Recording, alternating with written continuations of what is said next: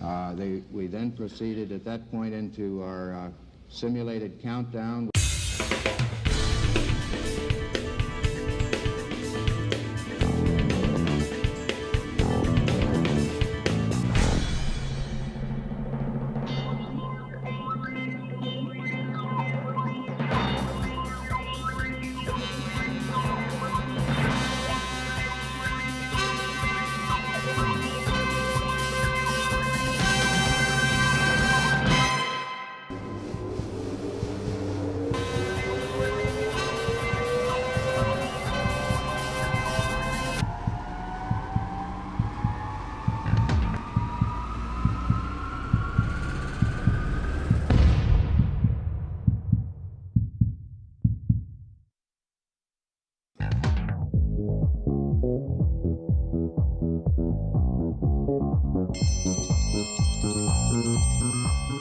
Lunchtime, kids! All right! Yum, yum, yum, yum, yum. Hello, friends. It's lunchtime. Hello, welcome to the Lunch Break Show. I am Josh. It is Wednesday. We're here in studio with Matt, Zach, and Anna. Going through my phone yesterday, I was kind of sad to see. I would be amiss not to bring it up. The shooting of the officers here in Dallas off Forest Lane, or pretty close by to where we are here. Yeah, 75 and Home Depot at 75 and Forest Lane. You know, doing their job, pulled up to serve a warrant, and, you know, gunshots rang out. They've now captured the guy. One officer was lost, and the other one is still in prison along with the Home Depot employee. Is that correct? Another officer wounded and a Home Depot employee also wounded in the hospital. Yeah. So hearts and thoughts go out to them. Hopefully, you know, the other officer can recover and have a full recovery. I know that the police chief had a really heartwarming radio after they captured the guy and took him into custody. Did kind of all hands on deck, because that was they captured him in Park Cities, which is just south of here as well. So it was kind of you know, edge of your seat, always going and scrolling through Twitter trying to find the most updated information and see how everything panned out. But anyway, I would be amiss if we didn't at least bring that up and acknowledge it. Yeah. Also going through Twitter, though, we're going to have a fun, uplifting show here today. I found things on Twitter that bothered me. And, you know, I love to do my favorite segment, which is Things That Bother Josh. It's a good segment. Yeah. It's got I some think we need a mileage. jingle for that. We do. We need to find Soon one enough. and make a jingle. Yeah, some kind Things of... That Bother Josh. I'll just pull that and we'll use that. Perfect. Right. Done. It was out of Utah. The first one. Out of Utah. The entire state of Utah bothers No, John. no. The whole thing. Just Utah University. They have a crying room for their students. Uh-huh. We've talked about crying at work on the show. Yep. And so now they have crying on campus. Uh-huh. And again, I'm totally fine with sharing your emotions, with having a place where you can go. But that place Is that real? Yeah, that's real. That's the real picture? Yeah. Oh, It's a God. real picture. It'll be up on stream momentarily. There's two reasons why I'm annoyed by this. Two. The first one is because I think it's stupid. It's unnecessary. There's plenty of places you can go to cry. The bathroom. You can go cry in your dorm room. You can go cry in your car. You can go anywhere you want. You can cry in like the preference section. No one ever goes in there anyway. Mm-hmm. There's tons of places you can cry. You can cry in public if you want. Cry in Right. public, yeah. Go for it. But why do you have to have a room dedicated to go in and cry? Everyone knows what you're doing when you walk in there. Yeah. You're going in there to cry. It's not a secret place to go cry. Right. And the second thing that bothers me is that they have rules.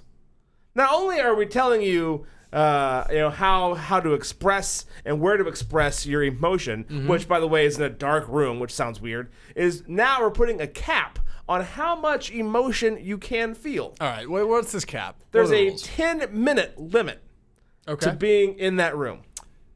All right, so let's roll through these real quick. Rules of the closet. Number 1, knock before entering. Got to be kind. All right. Yeah, no, I Gotta mean, be that's... considerate of your other criers. 2, only one person in the closet at a time. Come on now. Mm-hmm. If there's anything we can get out of crying, it's togetherness. Number 3, limit your time in the closet to no more than 10 minutes. Yeah. Turn lights and timer off. There's a timer in this thing? To time you, yeah. And a timer off. And use hashtag cry closet Oh my you God. of I can't read the last bit there.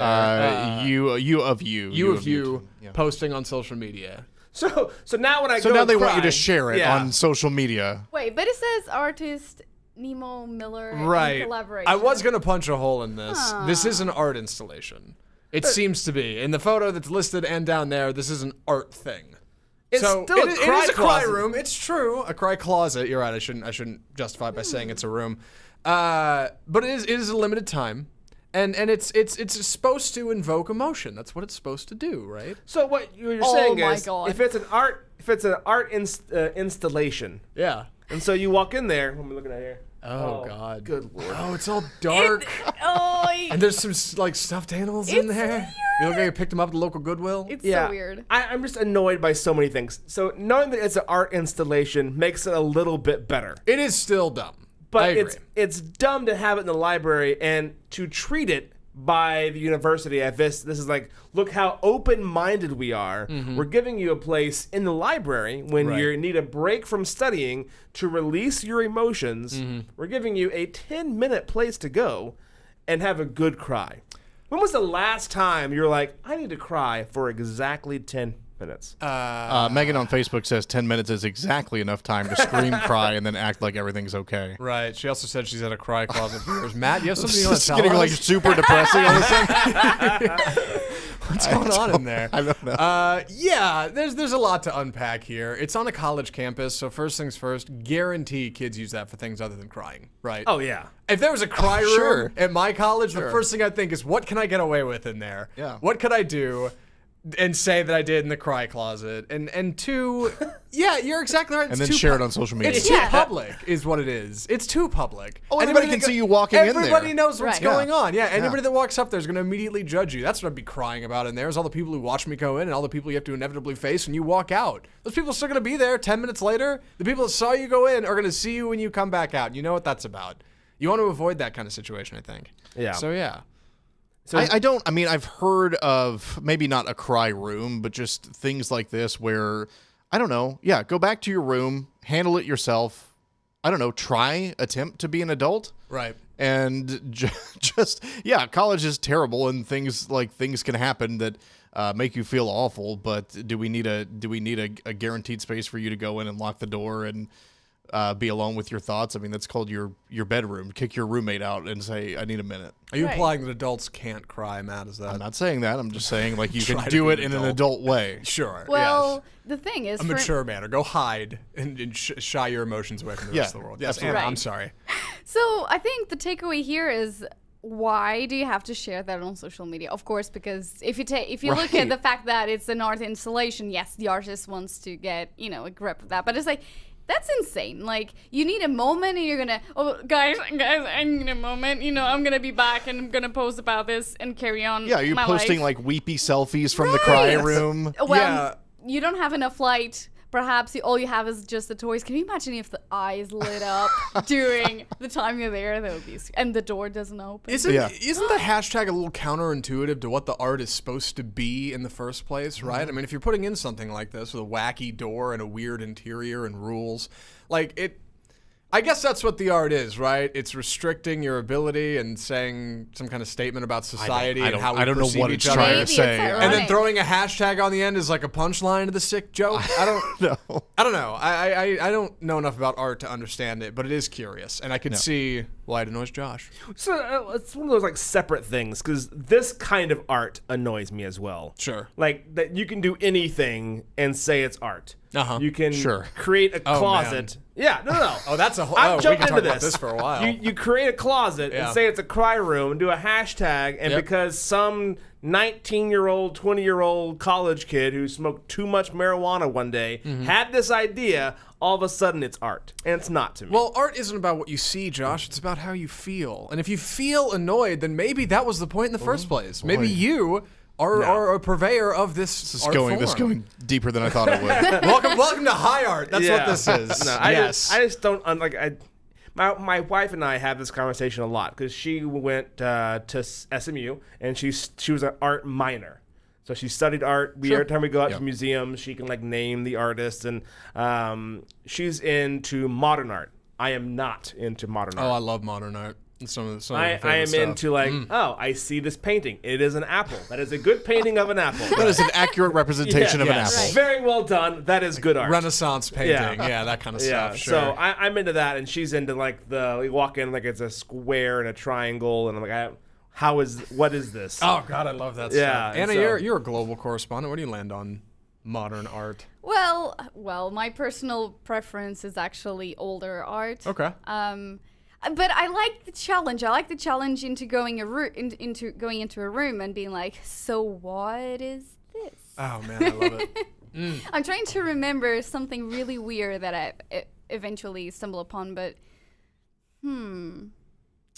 that will come back to me, and Man. I'll probably do a feature on this. Drop me in any like modern art museum with like some headphones and some like folk rock. Oh, I could hang out for hours. I'm all about it. Like, dude, I can do some modern art. I love modern art. But it's the greatest.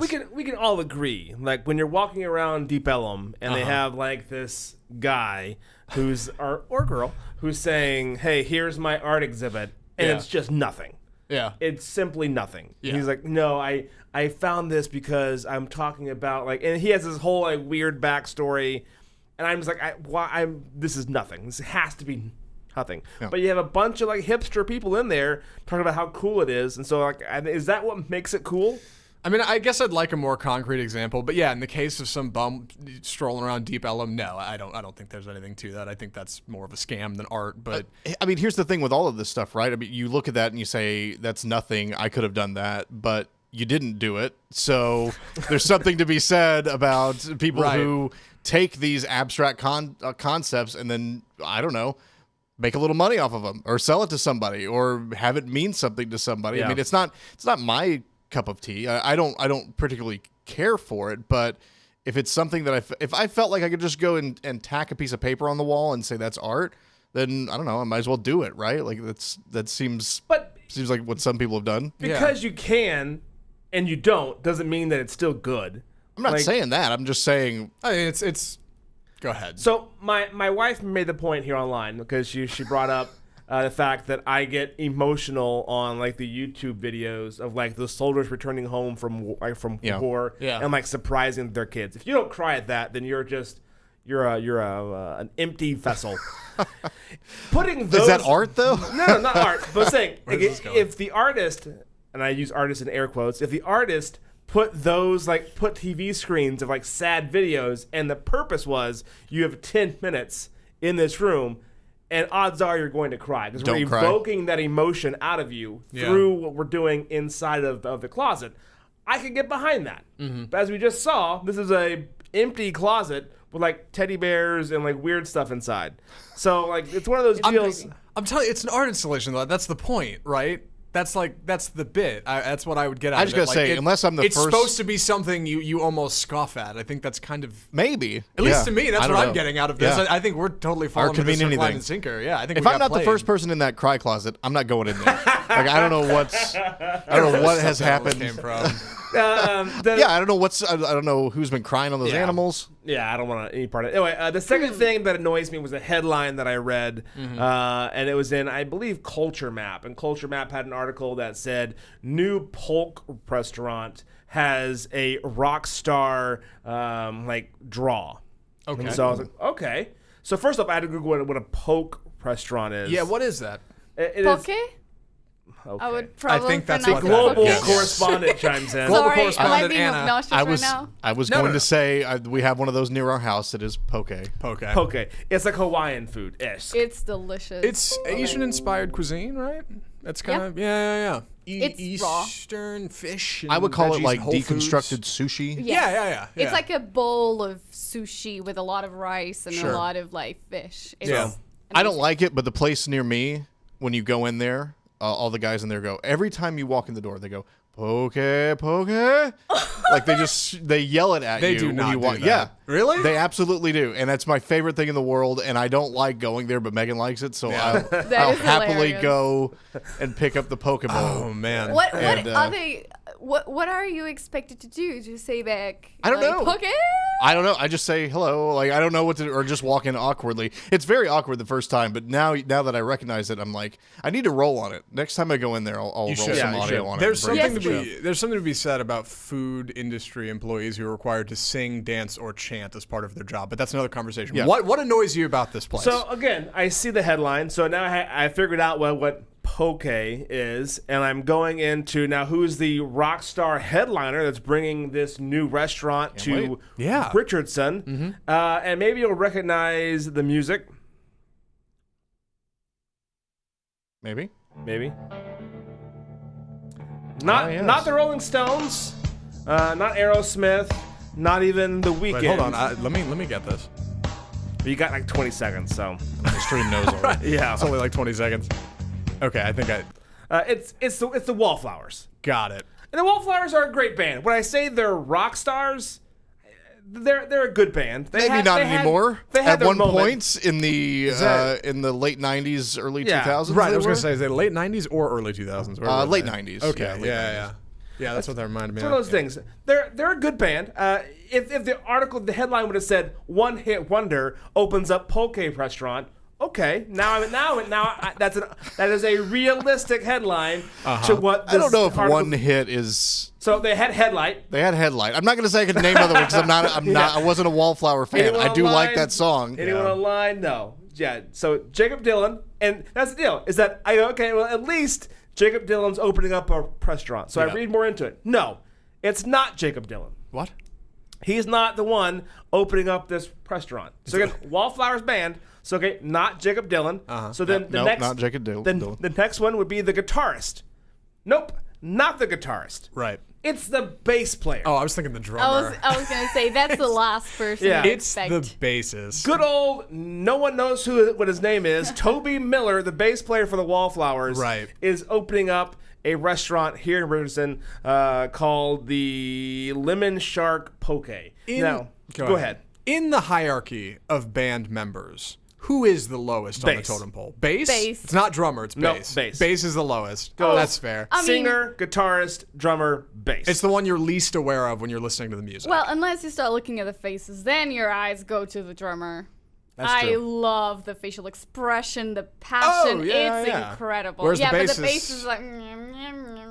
I was at a bar in Deep Ellum a couple weeks ago, and they had a band come out. They were playing like Americana, rhythm and blues. It was a good band.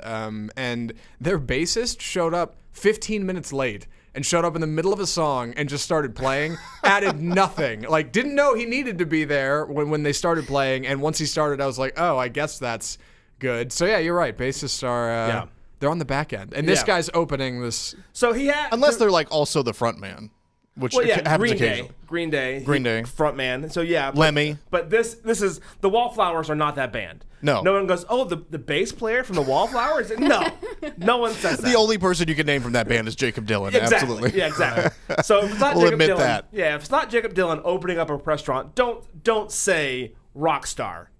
Say, musically inclined person Right. opens up a restaurant here in DFW. Yeah, it would have been more interesting if they were like bassist from the Wallflowers plays at a Potbelly from noon to 1 in Richardson. Like that would have been more Okay. engaging. Yeah, you'd Yeah. been like, okay, well, that's something, sure. And it's just the bass riff from Right. the headlight Yeah. over and over Yeah, and over what again. exactly is he like? Can he play Headlight, or does he just play that one It's bit? almost like guess the song.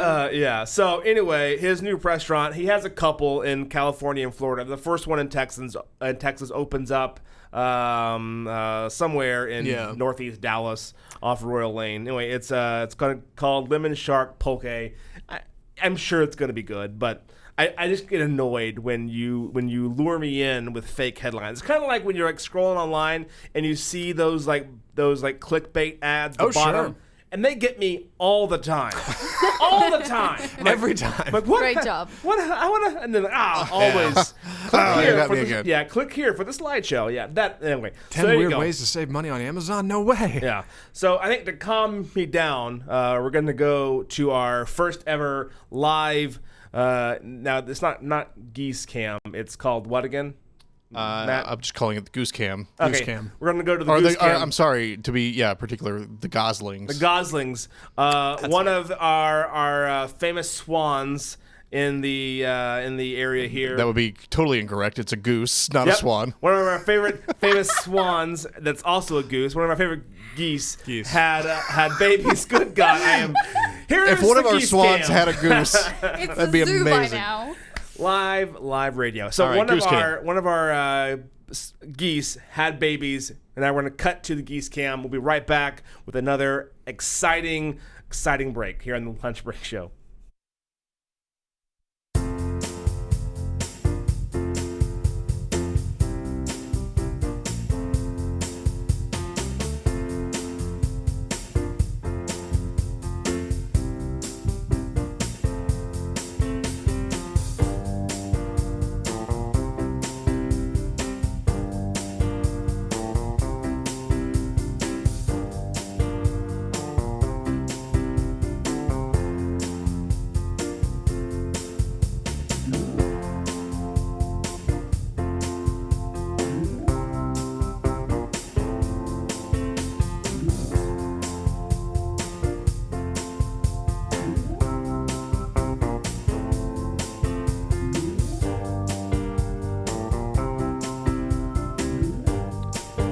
And we are back on the Lunch Break Show. Again, I am Josh in the studio with Matt and Zach and Anna. I pointed the wrong direction again.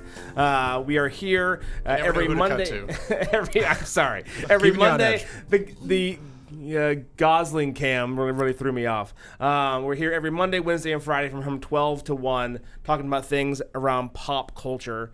We just talked about the Cry Room at the University of Utah and things that annoy me, a new restaurant that's showing up in town. Later on in the show, we have Super Bowl champion, two-time Jarvis Green joining us. And right now, we're talking about a article. Real We'll get quick, to it. Matt, Yeah. Jarvis Green. Yeah. What team did he play on? Really? Yeah, seriously. Fill me in. Jarvis Green played for the New England Patriots, who Got it. I don't like as a Cowboy fan. Yeah. But anytime a Super Bowl champion wants to join our show, I'm Right. more than welcoming. The door is open. The door is open, yes. You gonna ask him any hard-hitting questions? Like what? I don't know. Sports questions. Questions about the game. I feel that I'm glad The that big I'm not game. alone. Scoring the goal. I don't know. I'm going to ask him what it was like to play in the Super Bowl. Yeah. The big for America, the biggest sporting event we have a year. Like, how is that not at least I semi-impressive? appreciate that to you looked at Anna and you're like, for America. Well, because they have the World Cup, they Yeah. have the European Cup, Sure. there's things that are global over there. Right. But for America, the Yeah. Super Bowl is the biggest sporting event we have. Look, I wanted to be ready when he comes in to make it seem like I know kind of where he's coming from. What do you mean where he's coming from? Like what sport he was involved in and what team he was on. he played for the New England Patriots, and he Yes. won a Super Bowl in 2002 and 2005. Oh, okay, 2002, 2005. So yeah. So it wasn't super recent. Oh my god. It wasn't like last year. I mean, Yeah, you're right. not So- that it matters. Like, it's fine. I just want to get a little info on Jarvis Green.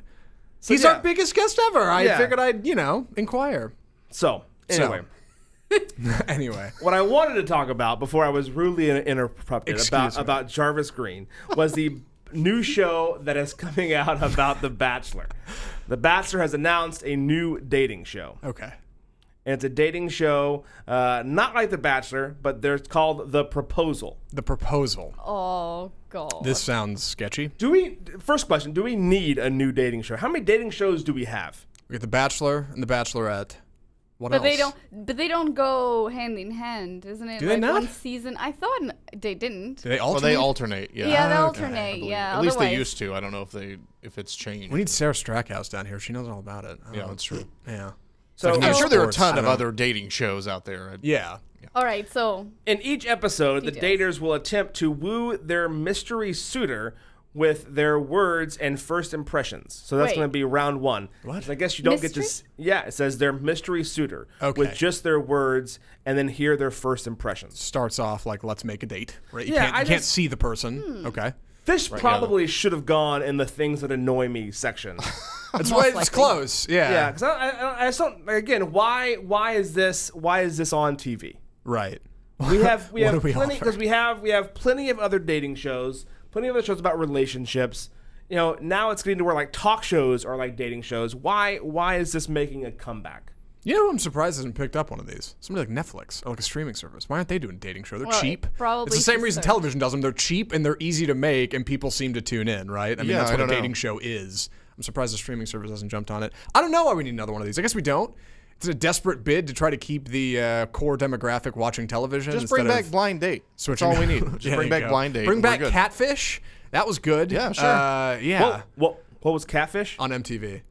That was. I never saw Oh, Catfish. that came across. Yeah, that was people going to meet individuals they meet online, like somebody who's dating on Facebook or something, or they're like chatting with somebody, like, oh, they're my soulmate, and they go to meet them, and they're like totally fake, and they're a different person, and like they just set up a fake profile. That was Catfish. How worried are you when you're on? I guess because none of us here are on no. those apps. No. But I would have to imagine you would need to be really worried. I think. Oh, I that- would just if I Gravely ever were, I would have just assumed that everybody on there is fake. Right. Like nobody you Right. talk to is being honest. Everyone's a 50-year-old male who's totally Just a bunch of punk- guys sitting Yeah. around talking to each other. Yeah, Sure. who's totally punking me. I don't like shows like this because I feel like people get really invested in them. Yeah. And even The Bachelor, which The Bachelor, I guess there's some sort of component of where they try to make it feel like they're going on dates and that's not real life. You don't meet someone and then how long do they shoot for? Like 6 weeks? And then I like think 6 so. weeks or Yeah. 7 weeks later, you propose and you expect to be happily ever after, where the whole relationship, your entirety of your relationship is spent in a mansion with everything being paid for, with no sort of frustration or confusion. You wonder why these relationships don't really last. But And apparently that's why. they do. No, the first two have. After that, it's been just from again. I'm not really up on my Bachelor knowledge, but Yeah, I I know the think first they one. did. The first one's they stuck through it. Yeah. But after that, it's been really hit or miss, and mostly miss. It's like American Idol. Like Kelly Clarkson, I think, was the first American Idol. She's Yeah. the only one that Right. ever really went anywhere, right? The others just kind of. Well, they made an album or two, and you haven't heard anything about them since. Like Kelly Clarkson's the only one who still makes any kind of headline. I Yeah, think, they're still right? out there, but Yeah. she's definitely the biggest. Right. The of them. first one was like the one that really had the mileage. After that, everybody else kind of, We need somebody down here to talk about The Bachelor, I guess. Talk about dating I shows. Because we have people that work in the office that watch them. Well, I watched one season You watched one season? because my cousin was in it. Oh, which Whoa, season was your this? cousin was really? in The Bachelor. Yeah, whoa, hold on. Let's. Yes. Whichever. So Wells Adams, Wells Adams. Let's see. who was the guy that was super nice and did not kiss her until like super late in the game. Big He- mistake. He's now dating Sarah Hyatt, Yep. who's an actress. So yeah, that's the whole reason why I watched The Bachelor. He's handsome. That's He your, is a that's your, handsome that's your man. cousin? Yeah. Yeah, Oh, he's really? Let me a look radio at- let me host look at this guy. on iHeart too. Oh, is he really? Yeah. Yeah. Nice. Yeah. Well- Because is he a radio DJ? Yes. Is this a cousin, like, actually see him at family reunions cousin, Well- or like you heard once and No. you just kind of know? Remember, when I say family, they're Yeah. distant family. They're like third generation Portuguese here. So it's Right. kind of like my great grandma's sister came here or something like Right, this. That's yeah. when I say family, but to be honest, it's the only family I have on this side of the country, So of have the you- ocean. So Have you met him? yeah, I have. Yeah. Okay. We actually went to Nashville and stayed with Oh, okay. So you're kind of cool. Yeah, Gotcha. yeah. I mean, we don't see them very often, obviously, but we've been together. There was his family reunion and all that. Because it seems weird to me. Not weird to me. That's a wrong approach. It seems bizarre when you moved here to Dallas. So whenever me and you met, you were reaching out to me for like help with iHeart. This Right. guy seems to be a much bigger deal than I ever was at iHeart. Well, why you weren't Nashville. hitting him up to go like, hey, send an email to whoever it is in Dallas to get me a job. That would have been the better way to go. This guy seems to be a rising star in iHeart Nashville, where I was a sideline character here in Dallas. So Well, I did not know you, comparison-wise that's and true. all that. Yeah, So I did front a big game. Yeah. So there you go. The Bachelor Paradise. The not kissing him that you said, or not kissing her that you Yes. said. That to me seems like a big mistake. I've noticed as you go through. That's one of the things that I find weird is that however many girls start off, when they go to the round where they go to the honeymoon, the honeymoon room or the fantasy suite. That's what it's called. That's the thing. What? Yeah. But wait, you're talking. So he was. Yeah. So that was the Bachelorette he went to, and then he went to Bachelor in Paradise. So that was the second thing he did. Yeah. So.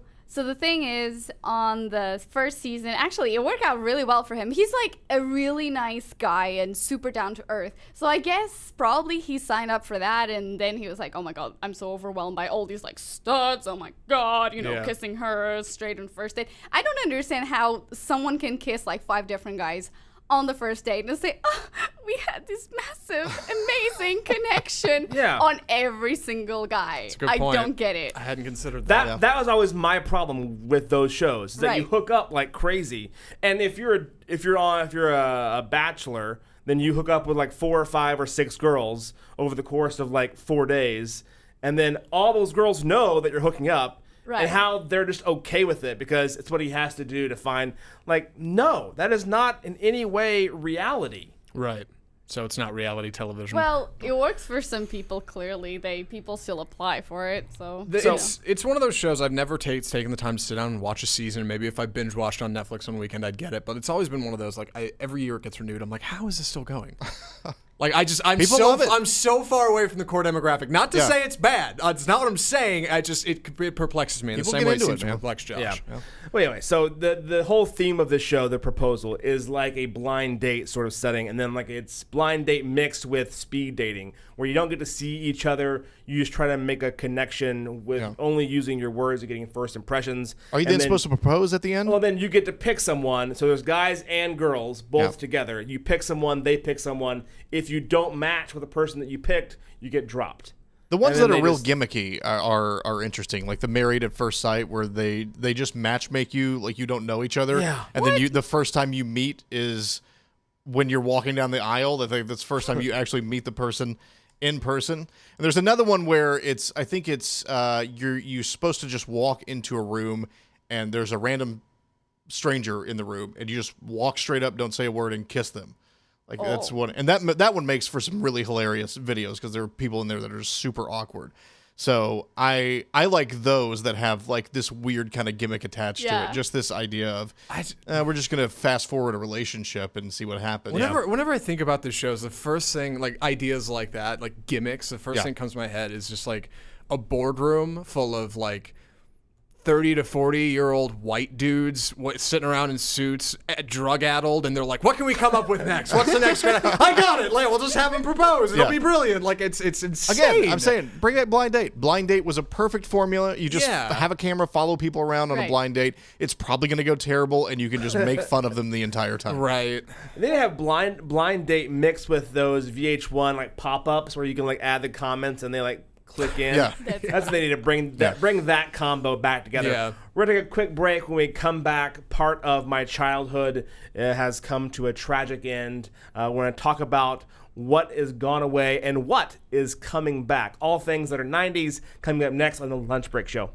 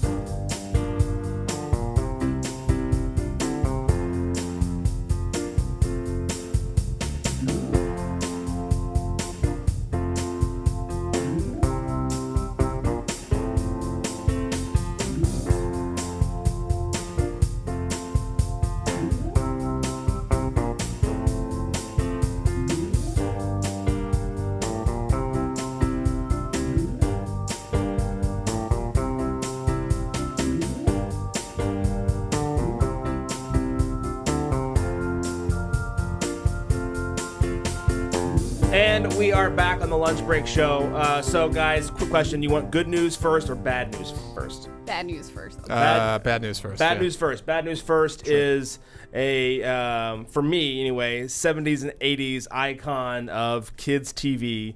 I watched a lot of this, and its Schoolhouse Rock creator has passed away. Oh, no. Yeah, here's a little montage of Schoolhouse Rock. Conjunction, junction, what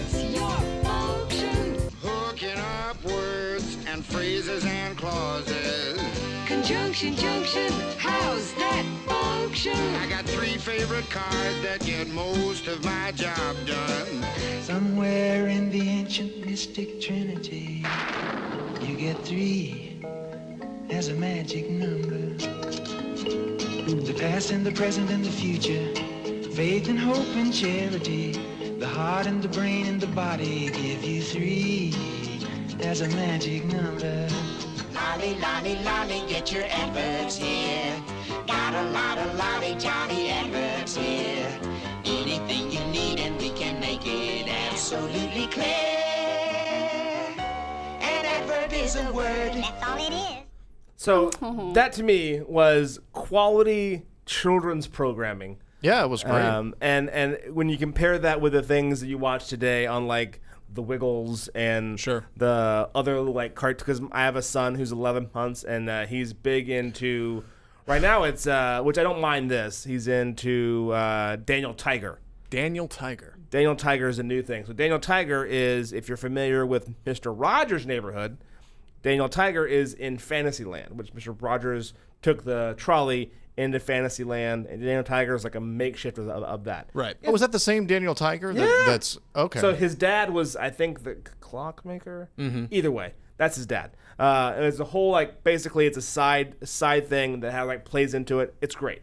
You watch a lot of kid shows, and you're just like scratching your head because it makes no sense what's actually happening on the kids programming. That's what I liked about Schoolhouse Rock. You learned some stuff. It was engaging. It was fun. But sadly, he has passed away at 94 years of age. Some of that stuff is still relevant. I'm sure some of it's out of date now, but some of it's still relevant, I would assume. My dad is a history teacher, and man, I grew up with Schoolhouse Rock. I'm Just a Bill, which I'm surprised wasn't in that little montage. I know. Yeah, That was a great one. Yeah, that's probably... I think probably the most popular one. Probably the most famous, I would think so. Just funny because nobody... I think remembers all of it, but we all remember the "I'm Just a Bill" chorus bit. Just a Bill. That's right. On Capitol Hill. Brief sidebar about Daniel Tiger for a second. Is that like animated or how's that? See, that's clever marketing because any adult who's looking for like something their kids can watch, like, oh, it's a spinoff of Mr. Rogers. Like, oh, I remember Mr. Rogers. That's great. Yeah, like I'll put that on. That's nice and safe. Like, really clever way to market a show about a tiger to people. Mr. Rogers spinoff. It's good. And you get a good life lessons out of it. Morals. How to share. Yeah. All those different things. They have like letters of the day, or is that still a Sesame when Street you have thing? to go potty, stop and go right away. Oh, okay. So That's it's one of good. those fun things. Is that a good lesson to teach? When you have to go potty, stop playing and go to the bathroom. Stop what you're doing and go right there? Is that what they're trying to tell me? No, you go to the bathroom. You don't like go where you're playing. Whatever you're doing right then, cut it and just leave and make it happen. Because often you find with kids, mine's not there yet, but when they're playing, they're having a good time and they don't want to stop playing. Sure. So go to the bathroom. Yeah. Because that's an annoyance. They want to keep playing. So I'm just worried that message will get lost in translation a little bit. well, No. I think if you dissected it, you can kind of crumble apart. But That's So the good news. The good news is they're bringing Nickelodeon's Double Dare back. Double Dare. Oh yes, Double Dare. Matt, you were good saying news. you read a documentary about that show. Yeah, I read an article. I'll have to dig it up. I'll dig it up during the break and see who actually what outlet published it. But it was just a very in-depth article about the making of that show and how it got created and the construction of the big obstacle course at the end. And one of the big takeaways was, I mean, it was a course that was just filled with goop. And one of the big takeaways was that stuff baked underneath the studio lights and just smelled awful after a day of filming because they would shoot a bunch of these at once. And so, once the day was done, the giant peanut butter and jelly sandwich just smelled like a foot, and the entire studio was just absolutely terrible. God, what can't be said about Nickelodeon game shows? Well, They were so great. brilliant. Yeah, it was an evolution great. of a medium in a way that nobody had ever seen before for children. Just add slime and like goofy sound effects, and it totally worked. Yeah, Legends Pull of the things Hidden out Temple. of a nose. It was yeah, amazing. like brilliant. I don't know Yeah. who came, again, drug-addled TV executives sitting around like, what can we? Oh, I got it. Yeah, this is This is where they were brilliant idea for a game geniuses. show. Yeah. Sure. So Anna, in Portugal, do they have these kind of shows as well? Yeah. They have like kid shows. But when y'all were explaining it, I thought it was like a family kind of like in Portugal. I didn't have cable, so you either had like the kids show in the morning, or then in the evening there would be like the family shows on the main channels. Yeah. And we had something similar, and some of them were called Games Without Borders, where they had teams going through all crazy obstacle races. Those were cool. Well, they did have, I think, at some point in time, they had like Family Dare or Family Double Dare. They brought in a family component, or like moms and dads. I think it play was along. families from the. Well, Yeah. I don't remember exactly how it was broken up. And the article I was thinking of was written by the AV Club. If you just search Double Dare AV Club, you'll find it. It says it smelled like death, an oral history of the Double Dare obstacle course. Really interesting read if you ever watch that show or just interested in how TV production gets made. These game shows that were made on the cheap for Nickelodeon. Yeah. This is one of the things I want to turn to the comments for. I want to see what's one show from your childhood that if you had the power to bring back, that you would bring back. I can already answer for Megan, which is Supermarket Sweep. Supermarket Sweep. What's that? That's where you would. yes. That's where you would get like a shopping cart, and I think there was like a time limit. And you had to go through and Yes. just scoop everything into the cart and I remember get as much looking as at you that. could. But wasn't that like a show? At least the one I remember was when you had low-income families that struggle to make ends meet, and they would have them on the show as a surprise, and they would just like whiz around the halls and just like shut the aisles and just like shove all they could. Is And you had that like a the same minute. thing? You had like Yeah. a minute to go through and collect as much stuff into your cart as you could. Man, I don't know. You That's got any? a fun one. I'm stumbling here. I didn't watch a lot of TV shows when I was a kid. but Matlock. Yeah, but you can't bring back Matlock. All right, He's dead. Not bad R.I.P. attitude. Yeah. The thing that the Supermarket Sweep reminded me of, when I was in the Philippines, I went to a game show called Eat Bulaga.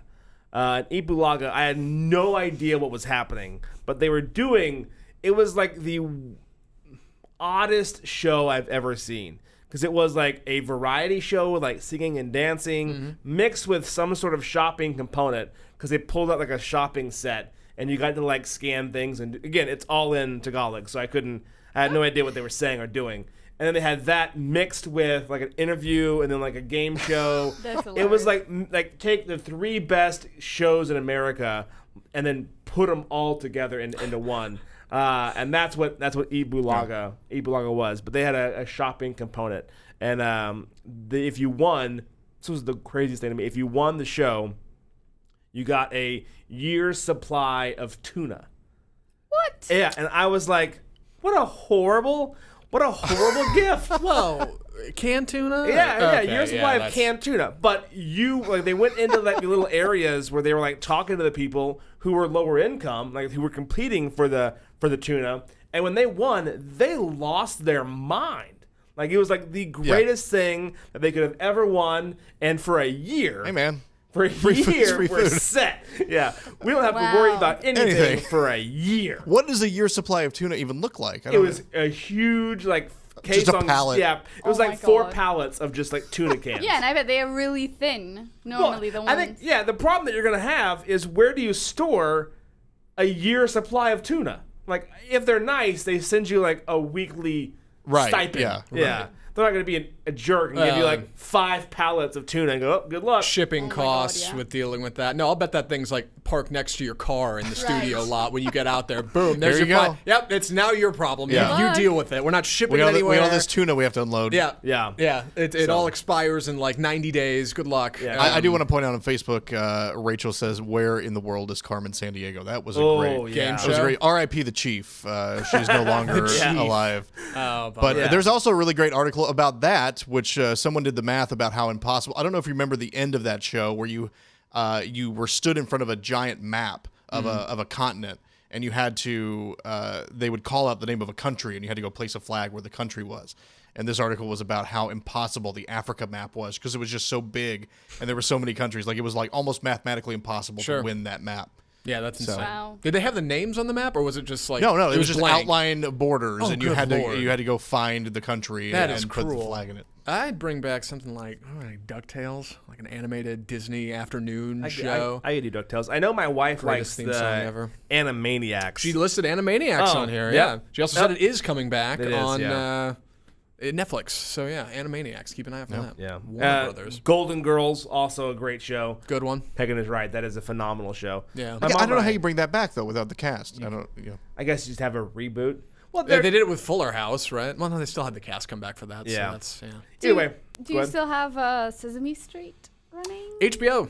HBO picked up HBO Sesame has Street. Yeah, so you can watch it Really? on HBO, of all places. Which is very obscure to get on HBO and see, like, the new season of Westworld and Last Week Tonight with John Oliver and, like, Alien Covenant, the new movie they have, and then, like, Sesame Street. Yeah, like, And then right over here. Up All Night. And then, Sure, yeah.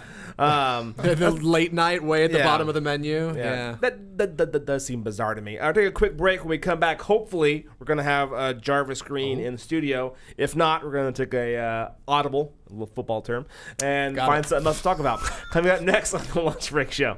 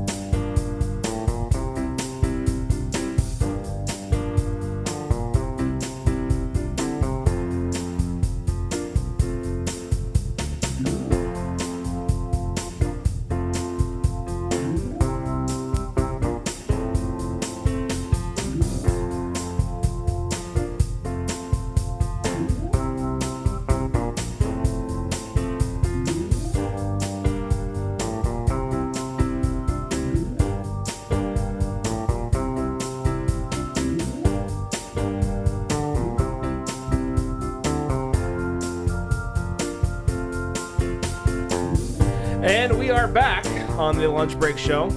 May I point out, every intro has been done beautifully on this show, Josh. Yeah. Getting it right. Yeah, that's With true. no like. The mic, we made the mic is on. Yeah, I'm quick We're on a the draw over well-oiled here. machine at this Yeah. point. That's true. Well, you know Beautiful. what? Thank you. Yeah. We're getting a call from Jarvis's Green's PR guy, but I can't answer it. So I'm assuming he's somewhere in the building trying to find this. Either way, when he comes in, we'll bring him in the We studio. need to take another quick break and answer that. Well, I guess I could. here. just answer it- Personally, answer it I'm on a the fan air. of just plugging him in and answering it Answer it on the live.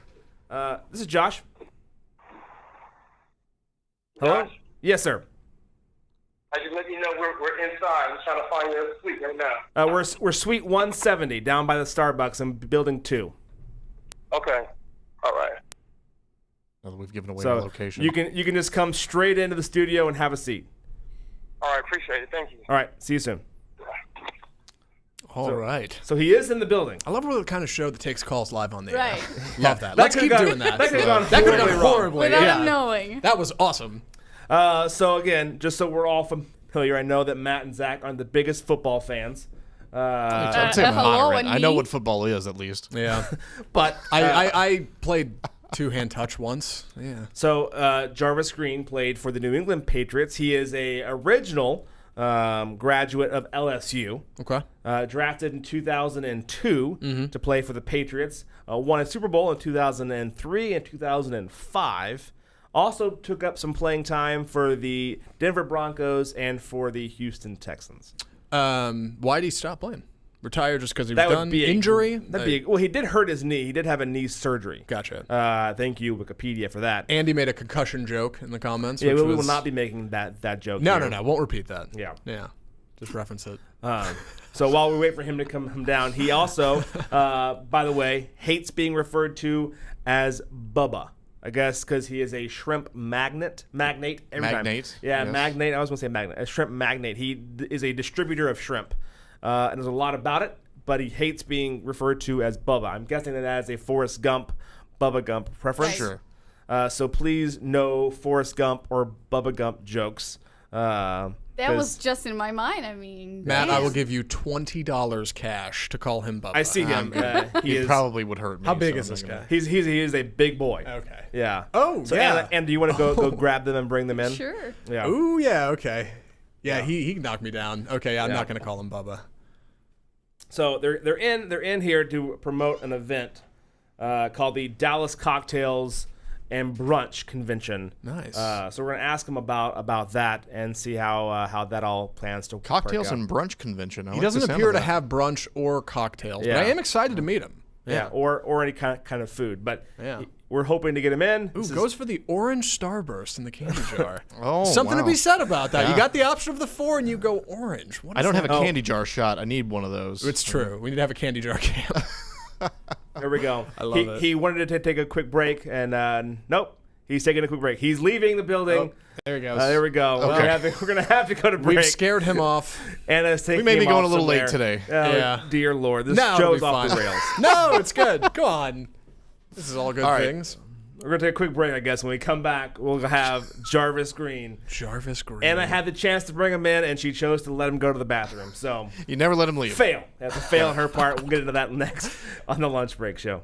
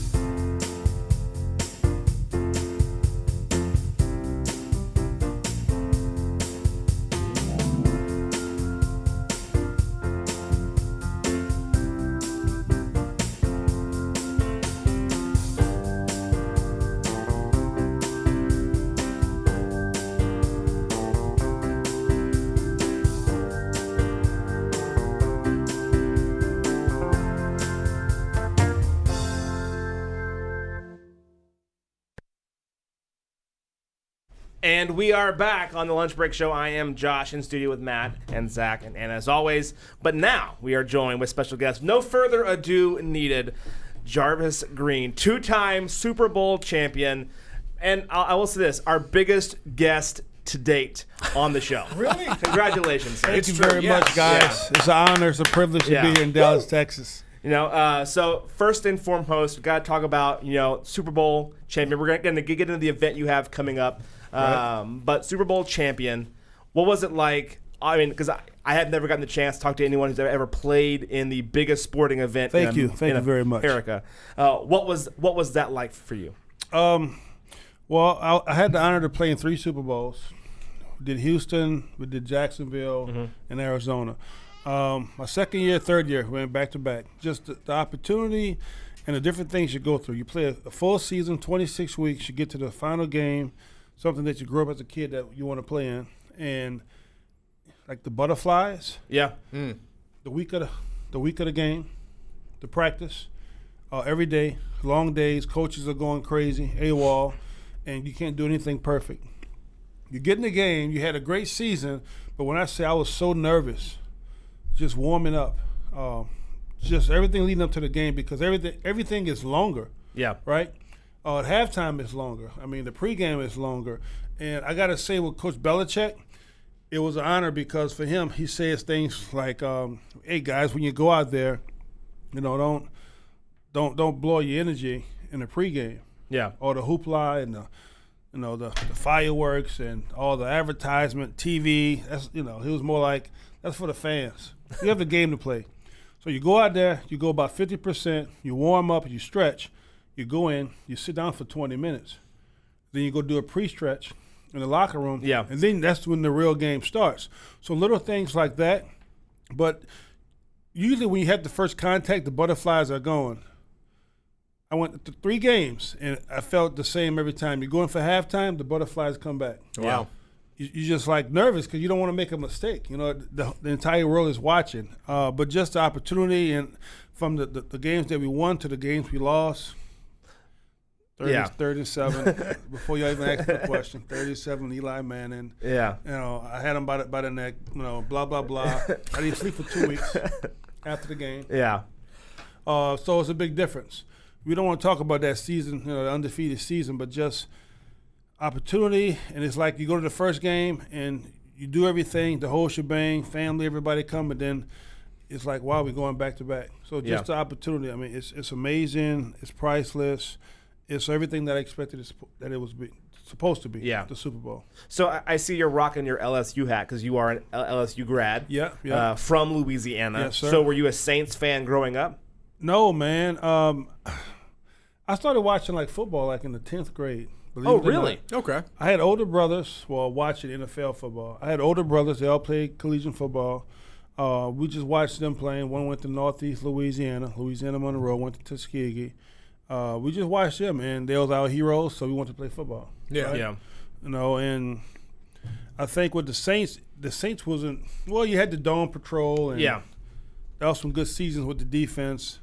But everybody watched the Cowboys in Louisiana. Of course. Back in the day, it was either the Cowboys, the New York Giants, San Francisco 49ers. Yep. In Louisiana. That was it. So I was a Cowboy fan. I mean, that's what we watched. That was on TV.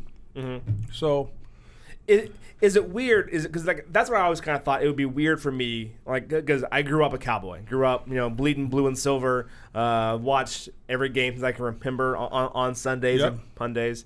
It's weird. It would be weird for me to strap on a different jersey and go out and play for a different team. But I'm sure as a professional, that's something that you get past.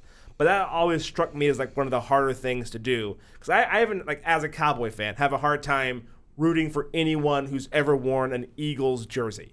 Just period, blanket kind of discrimination. It's the same thing.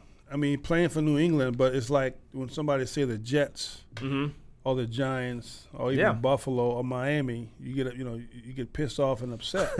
Yeah. I mean, I go to the Saints games now. Yeah. I love the Saints. They're a local team. I cheer for the local team. I still watch the Cowboys. Yeah. I love the Cowboys. Love Deion Sanders when he played. Love Emmitt Smith. I watch those guys. Charles Haley. I had the opportunity to meet some of those guys when I used to be in Dallas, because my sports agent, he lived in Dallas before he passed away a few years ago. So it's just hard, though. I mean, right. I mean, I go to New England games. I mean, I go to 4 games a year. I do a lot of alumni stuff. Sure. So I mean that's one of the big reasons I have my business up there. That's another big reason. But so speaking of that, your business, Yeah. Oceans 97. Yep. So you get done with football, you decide to hang the cleats up, and then you go into being a shrimp distributor. Right. How did that come about for you? That was all default. I went to school for construction management. When I got done, I played for Houston 3 weeks. Retired, lived out the office. We lived in Denver because I went to Denver after New England. Yep. 6 months, but stayed there for 2 years because my kids' mom went to school out there at Johnson & Wales. And I was doing construction in North Dakota, and we did some stuff, and the deal didn't go in the right direction, and everybody pretty much backed out, and I went back home after my ex-wife, wow. Kid's mom. After she graduated, we went back to Baton Rouge, did construction for about 1.5 years, dozing off on the job. Something I didn't want to do. I wanted to do something different, something that's going to make my hair stand up, break a sweat, something I could find a passion for. And I had a friend of mine, Asian friend, and he said, "Hey, Jarvis, my family, we're in the shrimp business. We have about 90 employees, access to 800 shrimp boats. Could you help us sell some shrimp? I say, okay, sell shrimp like where? In Louisiana? That's a good old boy network, I just said. Yeah. You know, and I say, I don't want to do that. And I said, I don't even know anything about shrimp.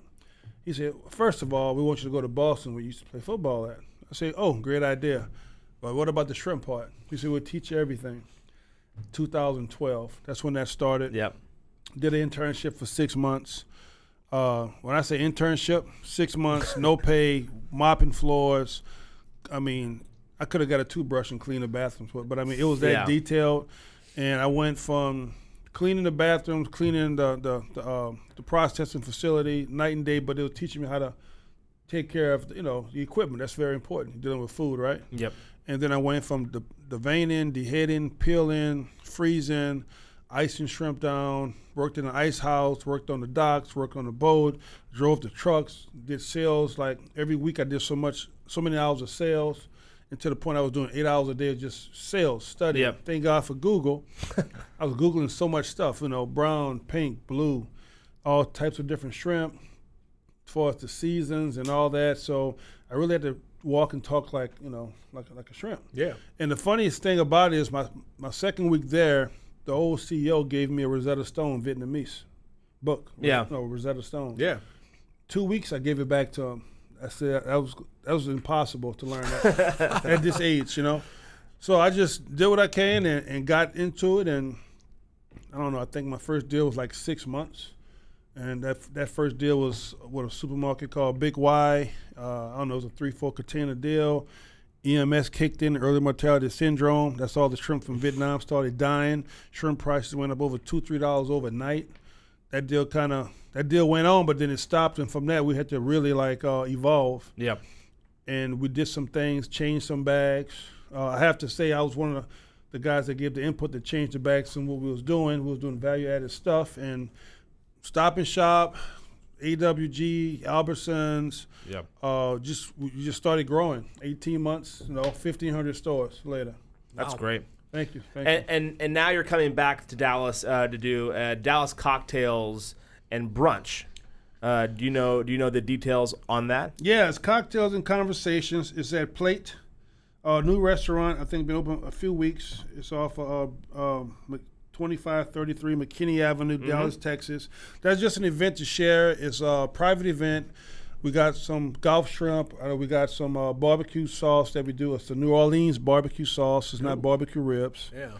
Sauce. That's what people think it is. Hey, it's lunchtime, man. You got me going. It's something different, but it's just really getting into the market because we know we got the NFL draft, but another big reason why we're here because Ocean 97 launched in Walmart September the 1st. Oh, wow. So I know just in Dallas, not Dallas, just in Texas, I think it's 290 Walmarts, super centers.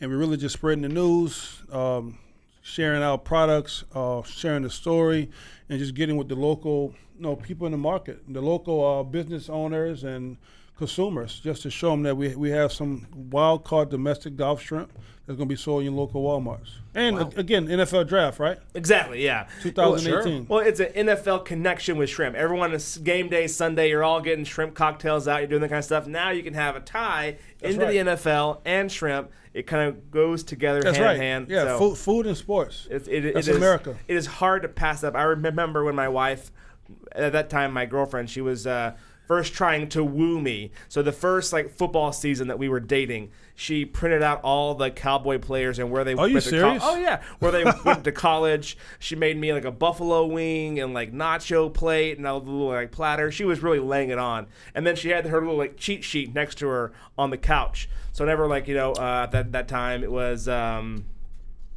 Hurry would score. She goes, oh, that's how did they do it? In Chattanooga State, whatever it was. She had a little cheat sheet to chant. Right. So that lasted about 4 games, and then it was done. But you're married now, so did it work? It worked, it obviously. Yeah, okay. It worked. There you go. So that is the key to win me over. That is. Pretend to be a Cowboy fan for at least 4 weeks. So does she even watch football after that? No. Apparently, I get very vocal during football games, and she doesn't like it when I yell at the TV. Are you serious? Like one-on-one with the TV? You and the TV? Me and TV have some conversations. Okay, gotcha. Usually I'm talking to either the line Understand. or I'm talking to the coach, so I grab a pillow, man. Just just put it over your head. Yeah, for it. just go. Just Yeah. shake. Yeah. So there you go. I appreciate you coming on the show, guys. Whenever you see your Oceans 97 in Walmart stores, you gotta check it out. Grab a bag.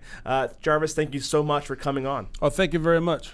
There you go. There's a lunch break show. You can join us again on Friday right here at 12 o'clock.